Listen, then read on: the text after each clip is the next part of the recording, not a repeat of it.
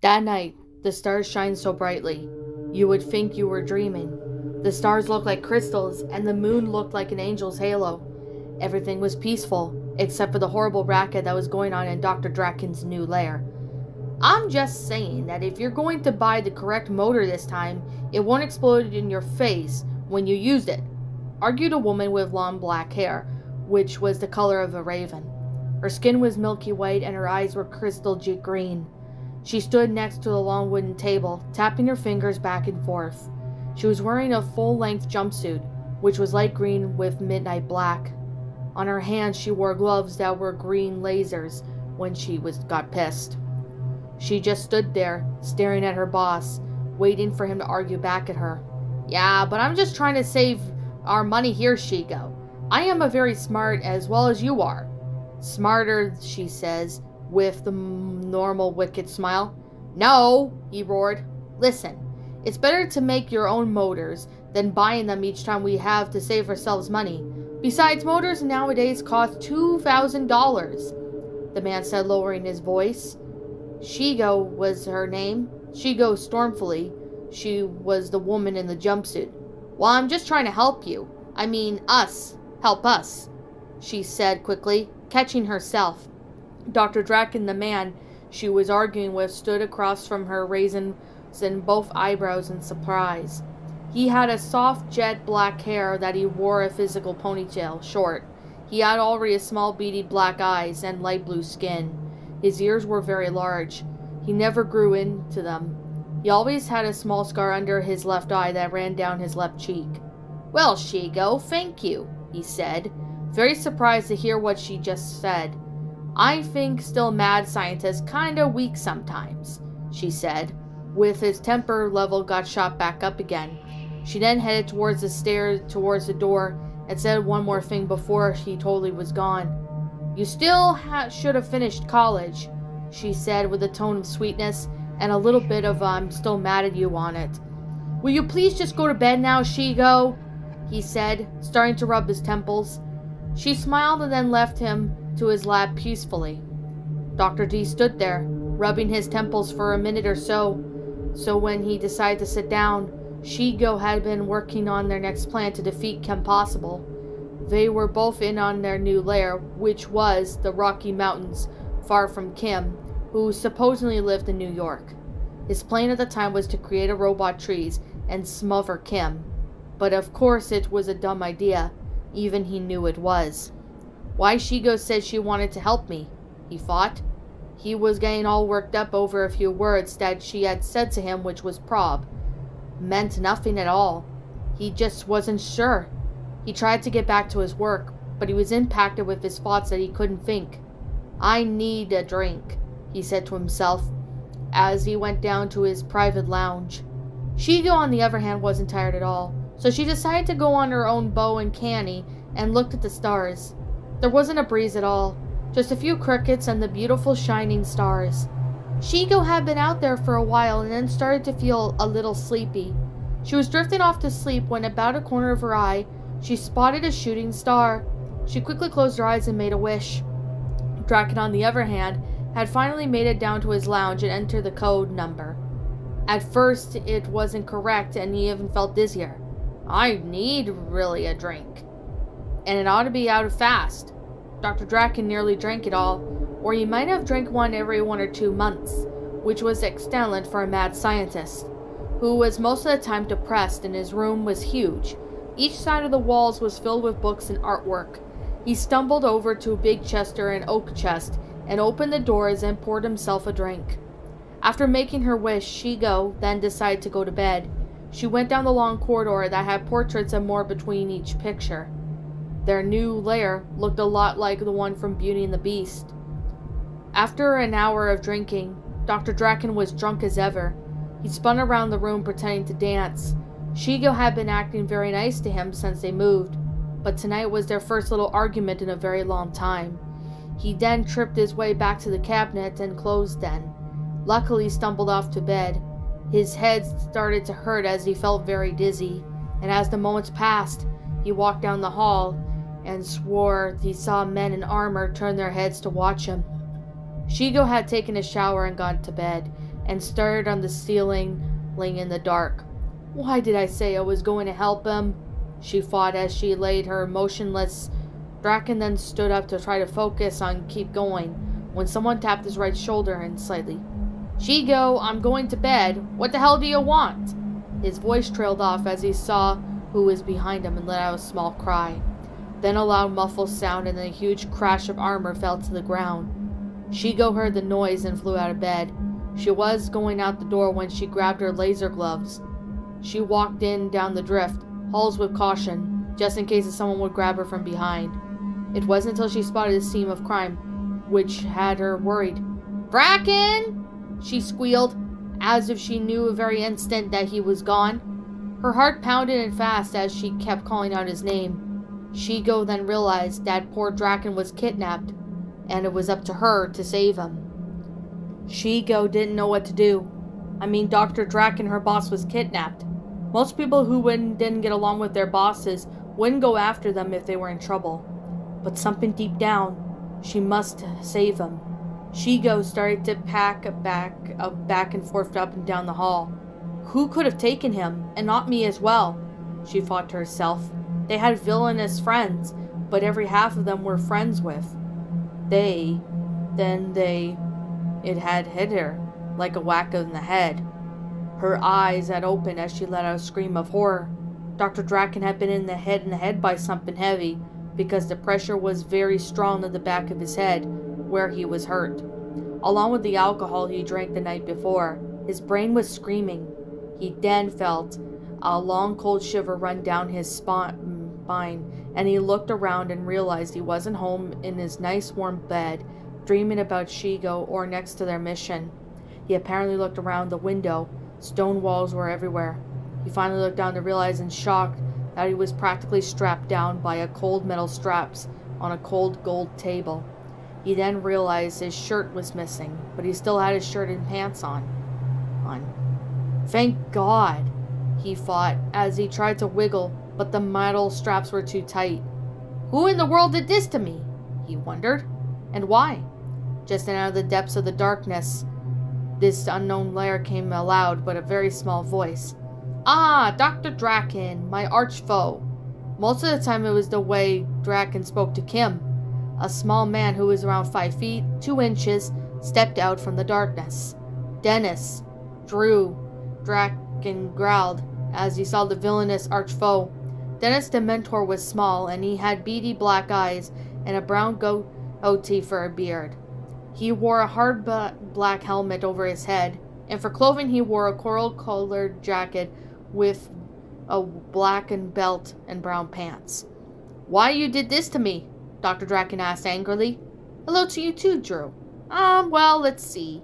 Your assistant Shigo and you have always been taken from me, so you're both just jealous, the Mentor said, just like any child would. I have kept a very close watch on the both of you, Dennis spoke, aging. You are one twisted villain, and why are you spying on us anyway? Draken asked. Many reasons, the Mentor said, chuckling as he went on about how Drew always stole from him, and if he didn't return the things, they would be always in little pieces or blown up. You know I never really liked you, Draken said, spitting on Dementor's gold shoes. And you still haven't told me why the hell you kidnapped me in the first place, Drew said, raising his voice. Well, let's finally get to under mind control, he said, with a wicked smile on his face as he snapped his fingers, as henchmen appeared everywhere. He then snapped his fingers for a second time, and then handled Dementor with a green shot filled with blue liquid.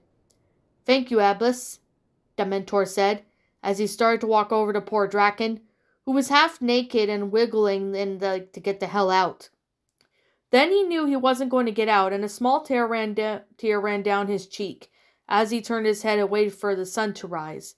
You could put me in mind control, but you don't have to remind yourself that you've been taking so many things as well. I have never taken anything from you before, Dementor snapped, as he then jammed the needle into his blue arm. Draken then winced in pain and then got to use it very quickly. He could feel the cold liquid that was being interjected, into which he found very gross. Drew then closed his eyes and then started to cry to himself. He started to see memories of his whole life before him. The memories started when he was just a baby, to all of his best memories in school, and then becoming a mad scientist. Then Draken came upon memories which were very sad. He remembered and seeing Shigo for the first time. He was so sorry for all the times he hurt her with words and their arguments. His world was being darker and darker, and then the last pic he saw was his mind, before he was totally out of that beautiful picture of Shigo's face. "Shigo," he whispered, "I will always be with you." And with that, his body was motionless, and his mind was in a deeper slumber, which felt like a lifetime. Shigo didn't know what to do. She had realized that it was Dementor, and she was right. She searched everywhere for the henchmen, and realized that they weren't on permanent vacation.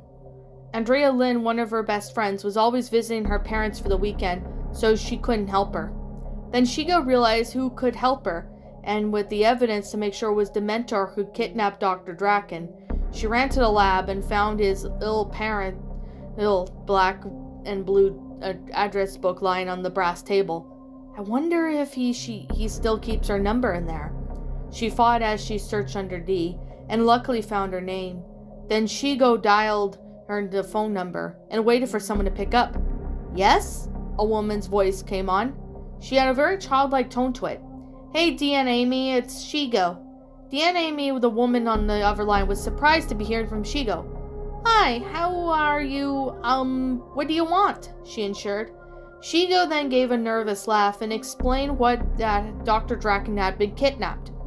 "I'll be over as soon as I can. Just hang tight," Dee and Amy responded, as Shigo then hung up the phone and then dialed one more person who was known for kung fu fighting. After getting him on the phone and telling him that she needed his help, Shigo then realized it was already morning and she had to get dressed. She decided to wear her regular jumpsuit and glowing laser gloves, and then after getting ready and waiting a while, the doorbell rang. Shigo then opened the door and came face to face with the woman she had spoken to on the phone with. She was small and chubby and wore a pink lab coat, with red pants to match. She had short black hair and wore very thin black glasses over her eyes.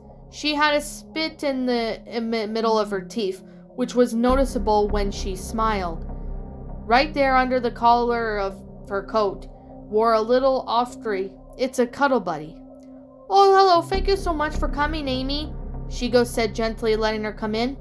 "I would always come for Draken," Amy said dreamily. Shigo then rolled her eyes, although to herself, "She loves you and then dumps him, and now you think you love him again? Amy, get real." "So, how have you been? Since the last time we saw each other in Middleton?" Amy asked in bored. The last time they saw each other was in the episode Parents on the Secret Files DVD VHS. "Me? Oh, I've been alright for my poor Drew getting kidnapped and all." Shigo then gasped and then turned around, clamping her hand over her mouth. "What did you just call him? Poor Drew?" Amy asked, giggling. "Looks like someone's got hit by the love bug or Cupid, maybe." Amy urged. Shigo didn't know why she was acting so different since Draken was kidnapped. "No, it's nothing at all." Anyway, calming her back down, realizing that her gloves weren't glowing in anger, so they walked up to examine the crime. "Well, I found the same brown hair, and it's not Draken's, because his hair is black. So let me just do a double check." Amy ran the test, and it was Dementor's match. Shigo got more worried and thought about what he had done to him already. Just then the doorbell rang again, and Shigo flew down the stairs to see who it was. When she opened the door, a smile upon her face came as she welcomed the man who she invited earlier on the phone. Shigo then opened the door and came face to face with the man that she talked on the phone earlier. He had beautiful black hair and light brown hazel eyes. He always wore a black belt ninja outfit and black hair, also with his hands and feet. Painful operation. He walked out of the lair of the shadows. "Monty," Shigo squealed and hugged him tightly. "Oh, hello, Shigo.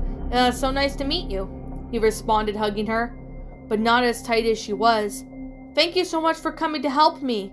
"Oh, it's nothing. I would do anything for you and Draken," he said, smiling. His name was Monkey Fist, but he had to do the world knows him as the Lord Monkey. "So, what are the little creatures?" Shigo asked, looking beside him. Creatures? Monkey Fist asked. Oh, you mean the ninja monkeys? They're propped down somewhere in the trees by now. Amy appeared above the stairs above and they were talking. She was speechless when she saw Monkey Fist. It had been their first time since they were close to each other. Wow, monkeys, that's great. How about your business, I mean? But someone else is here, and I think she would like to see you, Shigo said, running up the stairs. A smile was growing bigger and bigger as she ran up. In the meantime, Monkey Fist just looked around and liked Draken and Shigo's new lair. It took Shigo about a few minutes for Amy to come down, but she did it. Monkey Fist had back up and turned. As they came down, he still hadn't seen Amy. He hadn't even known she was coming. Ahem, ahem, Amy said, pretending to cough. Monkey Fist turned around and saw Amy. He wouldn't believe that it was her. She was more slender and didn't look stressed than before. Amy? He asked, still completely shocked. Hey, Monty, Amy responded, blushing like crazy. Monkey Fist slowly walked over to her and took both of her hands to his. Wow, I can't believe it's you, he said, looking deep into her eyes. Oh, and I can't believe it's you. I've missed you so much, Amy said. Monkey Fist and Dee and Amy were so close since she was the one who gave him the operation of his hands and feet, and they were about to kiss when annoyed Shigo interrupted him. Well, Monty, Amy, I see that you two are back together in their own little love circle here. I must be getting off to find Draken. Excuse me, she said, walking fiercely through them, breaking hold of their hands. Shigo was getting close to her coat when Monty interrupted her. Shigo, he said, walking up to her. I'm coming too. And so am I, Amy said, coming up next to them, looking stern. Thanks, guys. Now let's go find Drew, wherever he is, Shigo said. And with that, they packed their things and headed out the door. Only God knows what was in store for the three of them. They had no idea where they're getting themselves into. Dr. Draken had felt like he'd been sleeping for hundreds of years. His physical body seemed to be asleep, but his mind wasn't. In his mind, he had woken up to a meadow with blue and pink and yellow roses everywhere. He was on his back when he awoke, and something seemed to be watching the clouds pass by him. It was so relaxing. He never wanted to leave. Never, ever. There was a small breeze in the air that lightly ran across his whole body. Everything was so peaceful until he heard in the distance the laughter of children. He looked up to see who it was. One of the children was a little boy. He could tell by the tone of her voice, and next to the little boy was a girl, now caught his full attention. The young boy had short black hair, and the girl also had black hair, long and wavy like Shigo. Draken started to walk up towards them, and then kind of picked up his pace. He put his left hand, as if they were his very own children. Aha! You lost, Sheena, the boy said, standing up, and dusting himself off from rolling in the dirty hill. Neither of them had noticed Draken coming, so they just did their own thing. Okay, you win, Drake. Just drop it, okay? The young girl, who was totally out of breath, said. She was wearing black overalls with a light green shirt underneath it. Her skin was quite pale like Draken's, but she did have a bit of color to it. Not much, though. Drake, on the other hand, had super light blue skin. You could barely see it in him. He had beautiful pearly brown eyes and was wearing a sports t-shirt and cargo pants. Draken had finally reached them and knelt down in front of both of them. Are you here to play with us? The young girl asked, now facing Draken directly. Who are you kids? Draken asked, steadying both their faces. Well, first of all, I'm Drake, the little boy said, puffing out his chest as he was a superhero. And I'm Sheena, the girl said politely. Where am I? Draken said, raising one of his eyebrows. You will find out soon enough, Sheena said, and when her voice spoke like angels. Back in the real world, Draken was still alive, but not being controlled by his real brain. Professor Dementor was pleased that his plan finally worked. Watching Drew's lifeless body, he asked his henchmen to wake him up and report him back to the office. Back in Dreamland, Dr. Draken started to walk around. Where are you going? The little boy asked, running after him. Drew felt so sick he wanted to be home so badly. He sat back down again and looked around the buildings or trees. Anything besides his meadow. You're in the mine, Drew, Sheena said, sitting next to him. What? She almost screamed. Draken felt like if he was going crazy. I'm where? This is so confusing. I just want to go home. I don't know either of you. But if you both look familiar. And Shigo, oh gosh, Shigo, I would do anything to be home with her right now, he said, panicking and looking around. We can help you leave this place, Lace Drew, but let's just say it's under mind control, Drake said, piping up. It's going to be hard, but we can do it, Sheena said, smiling at him. He liked Sheena a lot and seemed as if he spent his whole life with this little girl, and he didn't want to leave her side now, not ever. Come on, let's go for a walk, and we'll both explain the whole thing to you, Drake said. And with that, they were still holding hands and they walked through the meadow. Shigo, Monkey Fist, and Dia and Amy had taken care of one of Draken and Shigo's stolen blimps. Where do you think he could be? Shigo asked nervously. I'm not sure. Wait, guys, I'm getting something, Monkey Fist said, holding on to the detector that was attached to the steering wheel inside the blimp. Ah, yes, I found their location, he said with joy. Where? Shigo screamed, and she practically attacked him and pinned him to the floor. Look right here. We're about 3 hours away from them, I think, Monkey Fist said nervously with Shigo still pinning on top of him. Oh, thank you, Monty. You're the best, she said, leaning down to hug him.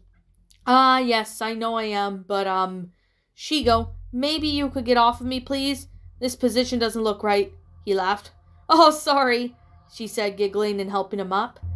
Amy was helping with the controls, and Monkey Fist was the navigator behind the wheel. She was excited that they had found out where Draken was.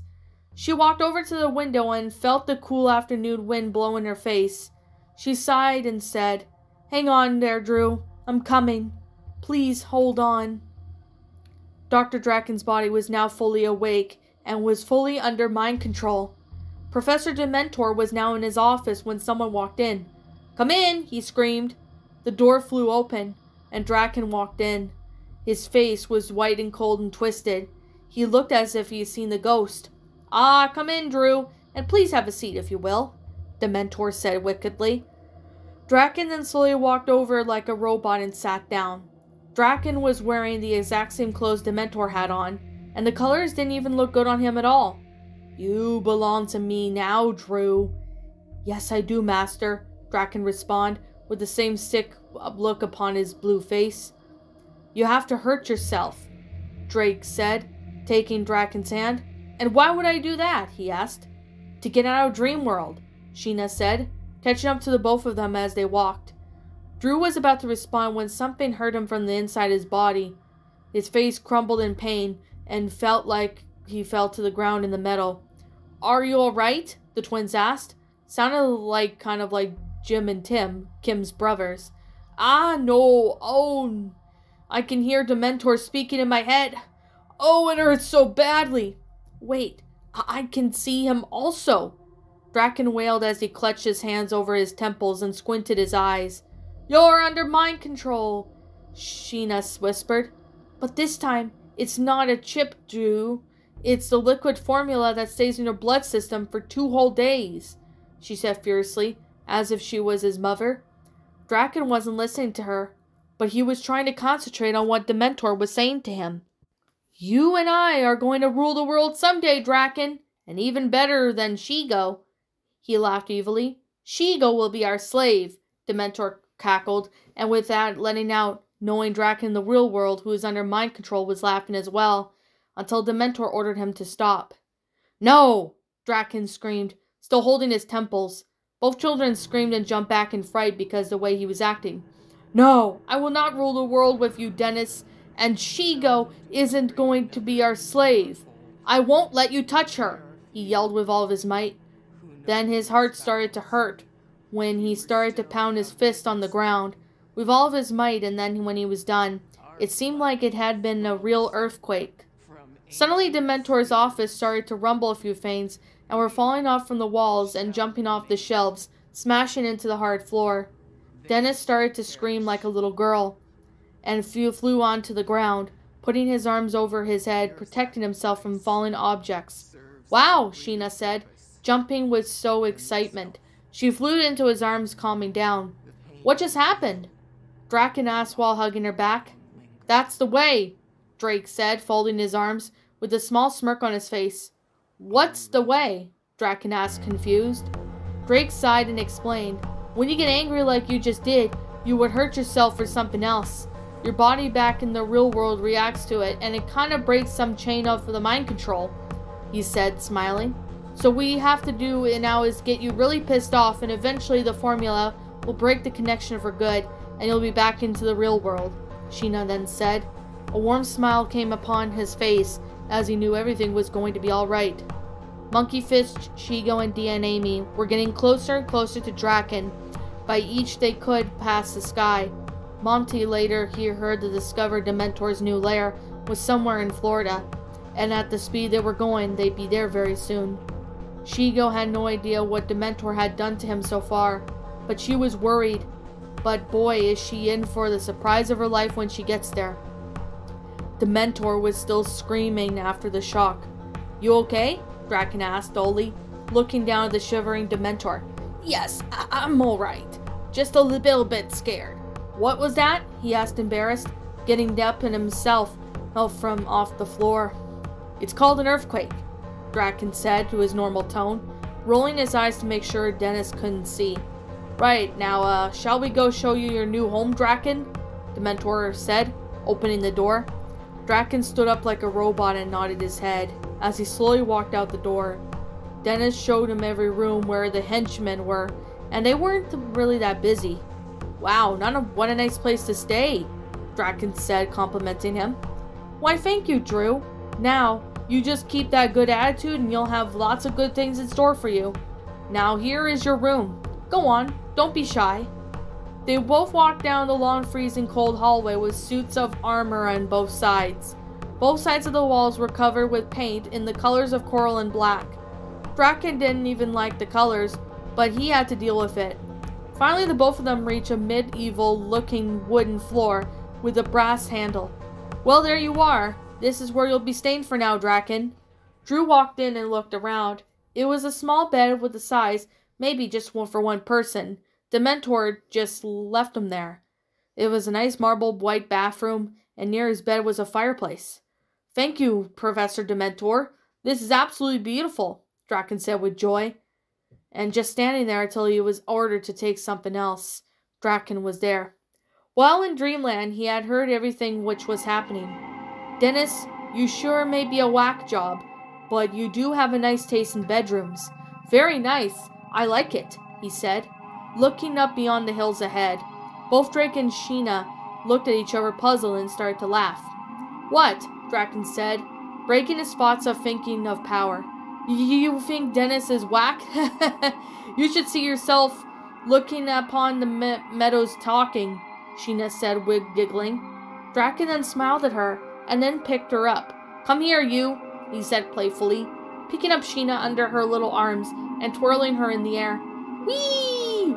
Sheena said, as the cold wind blew in her face and held on to Draken's hands. Can I have a turn too? Drake asked, worried.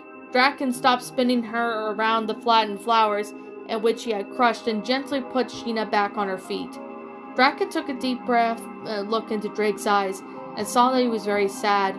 His lower lip was quivering and his blue hands were tightly clenched. Drew couldn't believe what he was seeing. It's almost as if the very same picture of when he was a child. It had been his cousin's birthday party, and everyone was having fun except Draken. Back in the dark corner of the room stood a very small pale boy with beautiful black diamond eyes and wavy black hair. His cousin Jessica had turned 15, and the sad thing is that she didn't even notice he had come. She was very tall and slender, beautiful woman with silky, smooth blonde hair and crystal blue eyes, was the way of the punch bowl, laughing and gossiping with some of her friends. Oh my God, I so know. Jake Barnes was so hitting on you, Catherine. I mean, come on, you have to go out with him. I mean, he's the hottest quarterback in her entire school, isn't he? She asked while laughing with the girl, with long curly hair to keep her down, freckles dotted across the Irish face. Jessica was beautiful, and she was a vixen. Everything a good boy wanted was to give would give to him. Drew at the time was only 10 and wanted to get to know his cousin a bit more. He didn't have any brothers or sisters, and he was the closest child, almost teen adult friend he ever had. He remembered that he was holding a small box in his hand, which was her birthday present, and Drew had forgotten to give to her. People were calling from all directions, and Drew realized that he could have moved to the other side, but he would have been trampled to death by feet. So then he slipped out from his holding place and ran over to Jessica. He stood in front of the teenage goddess and let out a Drew, who, "Oh, hello," Jessica said in a queer voice, kneeling down towards his head and height. "Hi, Jessica. My name is Drew. I'm your cousin." "There you go. Happy birthday," Drew said, looking down nervously. Some of her friends giggled, and a half of them did the aw as Drew said, "Aw, thank you for so much, Drew. I don't think we've ever met." "I'm Jessica, no duh," she said sarcastically, snatching the little box for them. All the little girls laughed as they walked away, leaving Drew with all yapping adults. Jessica and her bitchy friends walked down the hall, and then she stopped, making them stop too. "Well, aren't you gonna open it?" Christian man asked, giving the puppy dog pout. "Why do you care?" Jessica said, scowling and shaking the box furiously. "I'm not gonna waste my time opening it and staring at it. It's prob some little cheap dopey necklace he made add to CD or something," she said, throwing the box behind her shoulder as the girls laughed and walked away. Drew came up the hall and saw what they had said and done. He knelt down and picked up the small box. He was heartbroken. He couldn't believe it. Right when he thought he had a friend, he was fooled. He was a bit lower, quivering lip, and he started to cry silently as he walked out back porch. He then found a place to sit down. What really was inside the box was a $50 gold necklace with the name Jessica Alexa Lipsky across it. He had spent all of his money that he had been saved for months to buy it, and his little heart was going blue. Deep down he could feel it. He quickly wiped the tears from his eyes and had a huge black boy came up to him with his homies aside. "Yo, kid," he barked. "Huh?" Drew asked, looking up to his duplicate and Michael Jordan. "And you give my friend a cheap gift on her birthday?